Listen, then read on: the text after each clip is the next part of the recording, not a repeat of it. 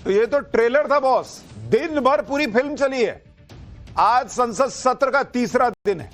तीसरे दिन भी ज्यादातर वक्त हंगामे में ही बीत गया। कुछ नया हुआ है तो काले कपड़े और काली पट्टी की एंट्री हुई। संसद परिसर में विपक्ष ने काला कपड़ा पहनकर प्रदर्शन किया।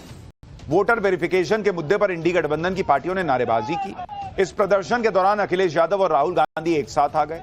विपक्ष ने इस मौके को शक्ति प्रदर्शन में बदलने का प्रयास किया। अखिलेश यादव ने एकजुटता दिखाने के लिए राहुल गांधी को काला मफलर भी पहना दिया कि भाई तुम भी पहनो, हम भी पहने हैं, हम दोनों पहनेंगे। फिर दोनों नेता साथ में खड़े होकर बिहार में वोटर वेरिफिकेशन के खिलाफ नारेबाजी करने लगे। इस दौरान राहुल गांधी ने चुनाव आयोग पर नया बम फोड़ दिया। पहले तो राहुल गांधी महाराष्ट्र में इलेक्शन चोरी होने की बात करने लगे। फिर उन्होंने यह खुलासा किया कि कर्नाटक में भी बहुत गड़बड़ी चल रही है और उन्होंने इस गड़बड़ी को पकड़ लिया। सुनिए राहुल गांधी चुनाव आयोग को लेकर क्या नया आरोप लेकर आए। महाराष्ट्र में इन्होंने चीटिंग की। हमने सवाल पूछे इलेक्शन कमीशन से, वोटर लिस्ट दिखाइए। इन्होंने वोटर लिस्ट नहीं दिखाई। हमने कहा कि वीडियोग्राफी दिखा दीजिए। वीडियोग्राफी का कानून बदल दिया। 1 करोड़ नए वोटर्स आए थे महाराष्ट्र में और इलेक्शन चोरी किया। ठीक है। कर्नाटक में हमने रिसर्च की है थोड़ी। कर्नाटक में हमने भयंकर चोरी पकड़ी है। मैं ब्लैक एंड व्हाइट में आपको दिखाऊंगा, इलेक्शन कमीशन को दिखाऊंगा। ठीक है। और यही काम इनको पता लग गया है कि इनका जो गेम है हम समझ गए हैं। ठीक है। और अब इन्होंने क्या किया है कि अब हम बिहार का पूरा सिस्टम नए तरीके से करेंगे। वोटर डिलीट करेंगे और नए तरीके से वोटर लिस्ट लाएंगे। सुन रहे हैं ना आप? राहुल जी सब पकड़ लिए, सब पकड़ लिए बॉस। अभी तक ईवीएम पकड़ते थे, फिर कह रहे हैं कि भाई अंदर का वीडियो दिखाओ। अंदर कुछ गड़बड़ हो रहा है। कभी स्ट्रांग रूम में गड़बड़ी होती है, कभी ईवीएम में गड़बड़ी होती है, अब वोटर लिस्ट में गड़बड़ी पकड़े। एक चीज ये पकड़ नहीं पा रहे कि इनका कनेक्ट पब्लिक से कैसे टूट गया है। वो पकड़ लेते ना मुद्दा तो सारा चुनाव जीतते। ये इधर उधर पकड़ रहे हैं, यही गड़बड़ा रहे हैं। राहुल गांधी इलेक्शन चोरी की बात कर रहे हैं। अखिलेश यादव एक कदम और आगे चले गए बॉस। अखिलेश यादव ने कह दिया कि बीजेपी के पास कोई मशीन है जिससे 5 मिनट के अंदर आधार कार्ड और वोटर आईडी कार्ड बना देती है। सच में कहें भाई, हंसिए मत। अखिलेश यादव को सुनिए कि वो क्या कह रहे हैं, फिर आपको बताता हूं कि बिना इन सब का लोड लिए पीएम मोदी कहां चले गए। जो बिहार में हो रहा है वो कल को यूपी में होगा, बंगाल में भी होगा, क्योंकि बीजेपी जानती है कि जनता के बीच में महंगाई, बेरोजगारी के सवाल पर उनके पास जवाब नहीं है। चुनाव आयोग का काम है कि ज्यादा से ज्यादा वोट बने, ज्यादा से ज्यादा लोग वोट डालने आए, निष्पक्ष चुनाव हो। उत्तर प्रदेश में बाई इलेक्शन में हम लोगों ने देखा कि इलेक्शन कमीशन आंख बंद कर करके बैठा हुआ था और बीजेपी के पास मशीन है कोई जो वो हर बूथ पे पहुंचाते हैं कि अगर आप पे आधार नहीं है तो 5 मिनट में आधार बना देते हैं बीजेपी के लोग। अगर वोटर आईडी कार्ड नहीं है तो पता नहीं कौन सी मशीन उनके पास है कि तुरंत वोटर आईडी कार्ड बना लेते हैं।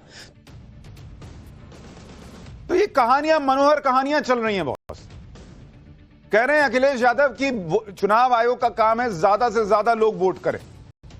हाँ भाई, ज्यादा से ज्यादा लोग वोट करें, पर इसका मतलब ये थोड़ी है कि बांग्लादेशियों का वोट डलवा दें, रोहिंग्याओं का वोट डलवा दें, जो मर गए हैं उनका भी वोट डलवा दें क्योंकि ज्यादा वोट पड़ना चाहिए। कह रहे हैं 5 मिनट में आधार कार्ड बना देती है बीजेपी। तो भाई फिर आप लोग काहे खड़े होकर कह रहे हैं सुप्रीम कोर्ट में कि आधार कार्ड देखकर जो है वोटर वेरिफिकेशन होने दीजिए। फिर तो बीजेपी 5 मिनट में बना के अपना वोटर जो है वो एंट्री करा देगी। कह रहे हैं 5 मिनट में वोटर आईडी बन जाता है। कहां बनता है, हम लोग को भी दिखाइए। लेकिन चलिए मीडिया को दिखाइए कहां पोलिंग बूथ के पास 5 मिनट में वोटर आईडी बनता है। आप देखिए कि जैसे ही संसद में ऑपरेशन सिंदूर पर सरकार चर्चा को तैयार हुई, वैसे ही ये लोग बिहार में वोटर वेरिफिकेशन का नया मुद्दा ले आए, नई नई कहानियां ले आए। विपक्ष अब बिहार में वोटर वेरिफिकेशन के मुद्दे पर संसद में अंदर और बाहर हंगामा कर रहा है। आज लगातार तीसरे दिन भी संसद की कार्रवाई में जबरदस्त हंगामा हुआ। लोकसभा और राज्यसभा दोनों सदनों में विपक्ष ने बिहार में वोटर वेरिफिकेशन के मुद्दे पर चर्चा की मांग को लेकर हंगामा किया। हंगामे को शांत कराने के लिए लोकसभा स्पीकर ने विपक्षी सांसदों को खूब समझाया भी, लेकिन जब बात नहीं बनी तो वो भड़क गए। सुनिए, देखिए क्या हुआ। आपका जो आचरण है, जो व्यवहार है, वो सड़कों का आचरण व्यवहार आप संसद में कर रहे हैं। ये देश देख रहा है। आप से भी कहना चाहता हूं कि देश आपके सदस्यों के आचरण व्यवहार को देख रहा है। विपक्ष बिहार में वोटर वेरिफिकेशन के मुद्दे पर संसद में चर्चा की मांग कर रहा है। साथ में यह शर्त भी जोड़ रहा है कि चर्चा में पीएम मोदी होने ही चाहिए। सुनिए कांग्रेस के उपनेता लोकसभा में गौरव गोगोई ने क्या कहा। तो ये जो वोट चोरी हो रही है, ये जो वोट बंदी हो रही है, इसको लेकर हम सदन के अंदर स्पष्टता मांग करते हैं। वे प्रधानमंत्री, वे केंद्र सरकार जो चुनाव आयोग के चीफ कमिश्नर का नियुक्त करते हैं, आज वे सदन के अंदर क्यों चुप हैं? हम चाहेंगे कि सदन के अंदर प्रधानमंत्री मोदी जी आए और एसआईआर के चर्चा पे भाग लें। इनको हर चर्चा में प्रधानमंत्री नरेंद्र मोदी होने ही चाहिए, यह वाला एक क्लॉज लगा देते हैं। क्यों? इसके पहले सदन का जो भी सत्र चलता था और देश का जो प्रधानमंत्री होते थे वो पूरे टाइम बैठे रहते थे क्या वहां पे? मनमोहन सिंह जब प्रधानमंत्री थे तो पूरे टाइम बैठे रहते थे क्या? ये एक नया ट्रेंड शुरू हुआ है कि चर्चा भी चाहिए, जैसे हम बोल रहे हैं वैसे ही चाहिए, और नरेंद्र मोदी वहां बैठे होने चाहिए। जिस वोटर लिस्ट रिवीजन पर ये लोग बवाल काट रहे हैं वो काम तो आसानी से चल रहा है। दूसरी बात, वोटर लिस्ट की सफाई भी की जा रही है। अब तक बिहार में 51 लाख मतदाताओं को हटाया जा चुका है।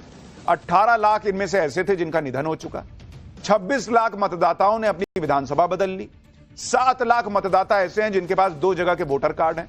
बिहार के एसआईआर में 97% से ज्यादा मतदाताओं को कवर किया जा चुका है। सिर्फ 21 लाख मतदाताओं का फॉर्म रिसीव होना बचा हुआ है। और मैं तो कह रहा हूं इसमें बवाल की वजह क्या है, यह नहीं समझ में आ रहा। भाई मान लीजिए चुनाव आयोग कह रहा है कि 18 लाख लोग ऐसे हैं जो मर गए हैं तो उनका नाम हटा रहे हैं। तो भाई अगर गलत हटा रहे हैं तो आप ले आइए, फलाने आदमी को उठा के ले आइए, कहिए कि देखिए जिंदा है, इसका नाम हटा दिए, खत्म मामला। कह रहे हैं कि भाई इतने लाख लोग हैं जो दूसरी जगह शिफ्ट हो गए, यहां रह ही नहीं रहे तो उनका वोट यहां कैसे होगा? उसको उठा के ले आइए, बोलिए देखिए यही ना रह रहा है, ये लोग झूठ बोल रहे हैं। एक्सपोज कर दीजिए चुनाव आयोग। हंगामा करने से क्या होगा बॉस? अभी 1 महीने का टाइम है कि कुछ गलत हुआ है तो उसको आप उठाइए, डीएम के पास ले जाइए, आप उस पर कहिए कि ये गलत हुआ है, उसको ठीक कर लिया जाएगा। लेकिन वोटर लिस्ट को क्लीन करने की इस प्रक्रिया को राहुल गांधी बीजेपी का गेम बताने लगे। बीजेपी ने भी जवाब दिया कि राहुल गांधी लोगों को गुमराह कर रहा है। सुनिए जरा। और जब हिमाचल में कैसे फिल्म की सरकार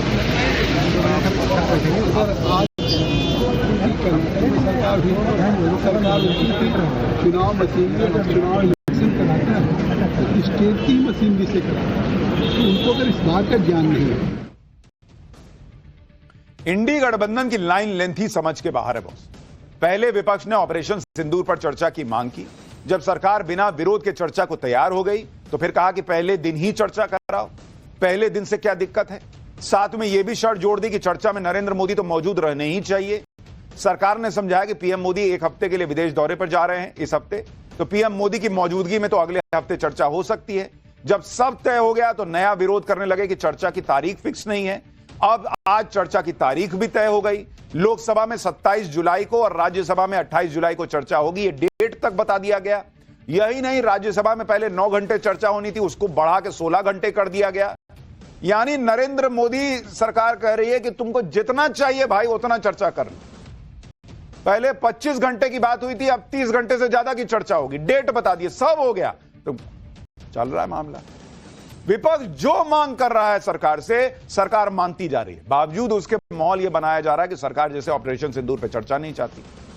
सुनिए कांग्रेस के अध्यक्ष मल्लिकार्जुन खड़गे क्या कह रहे हैं। ये देखो, वो बार बार बोल रहा है, ये क्यों निरुत्तर है, हमको समझ में नहीं आ रहा। तो अभी भी आप ट्रंप की गुलामी करना चाहते हैं। देश बड़ा है, इम्पोर्टेंट है, इसीलिए तो हमने देश की एकता के लिए सब लोग मिलके सरकार को सपोर्ट किया। अगर हमारे को बार बार ट्रंप ये कह के अपमान करता है कि समझौता मैंने कराया, तो उसका उत्तर उन्हें देना चाहिए और वो भी डट कर बोलना चाहिए, हम खुद ने कर लिया। पहली बात तो ट्रंप अपमान कर रहा है, आप अपमानित हो क्यों रहे हैं? जब अपने यहां का विदेश मंत्रालय बता चुका, प्रधानमंत्री ट्रंप को फोन पे सुना चुके कि भाई कोई डील नहीं हुई थी, हमने अपने हिसाब से जो है वो सीज फायर किया है, तो आप क्यों अपमानित महसूस कर रहे हैं जब अपनी देश की सरकार कह रही है, खुले में कह रही है कि ऐसा नहीं हुआ? आपको ट्रंप पे ज्यादा भरोसा क्यों? अच्छा, आगे बढ़ने से पहले एक करेक्शन कर दूं, 28 तारीख को लोकसभा में चर्चा होगी ऑपरेशन सिंदूर पे, सोमवार को, और 29 को राज्यसभा में होगी। खैर, जब यह तय हो चुका है कि ऑपरेशन सिंदूर पर कब और कितनी चर्चा होगी, तो बार बार इसी पे बवाल मचाने की वजह क्या है? विपक्ष तो नई मांग लेकर आ रहा है। ऑपरेशन सिंदूर को लेकर विपक्ष पीएम मोदी के सदन में मौजूदगी की मांग कर रहा था। सरकार ने यह भी मान लिया कि ठीक है, पीएम रहेंगे। इसके अलावा आज एक और खबर यह आई कि पीएम मोदी ने लोकसभा और राज्यसभा में भी ऑपरेशन सिंदूर पर जवाब देने का फैसला किया है, वो जवाब दे सकते हैं। ऑपरेशन सिंदूर पर अगले हफ्ते चर्चा होगी। अभी पीएम मोदी विदेश गए हैं, लेकिन आज विदेश जाने से पहले पीएम मोदी ने बड़ी बैठक की। सुबह सुबह संसद भवन में पीएम मोदी और अमित शाह की मुलाकात हुई। फिर अमित शाह और जेपी नड्डा ने लोकसभा अध्यक्ष से मुलाकात की। संसद में लोकसभा अध्यक्ष ओम बिड़ला और राज्यसभा के उपसभापति हरिवंश के बीच भी बैठक हुई। यानी आज पूरा दिन बड़ी बड़ी बैठकें हुई हैं, प्लानिंग का दौर चल रहा है, और इन बैठकों को लेकर यही कयास है कि विदेश जाने से पहले पीएम मोदी ने बड़ी प्लानिंग की है। पीएम मोदी आज यूके और मालदीव की यात्रा पर गए। 23 जुलाई से 26 जुलाई के बीच वो दोनों देशों की यात्रा करेंगे। कूटनीति के लिहाज से यह बहुत अहम दौरा है, जिसके बारे में हम आपको आगे बताएंगे। लेकिन जैसे ही पीएम मोदी आज विदेश दौरे पर निकले, वैसे ही राहुल गांधी उनके इस विदेश दौरे पर सवाल उठाने लगे। भारत की पूरी विदेश नीति को फेल बता दिया। सुनिए एक बार राहुल गांधी को, फिर हम बताएंगे फेल कौन है।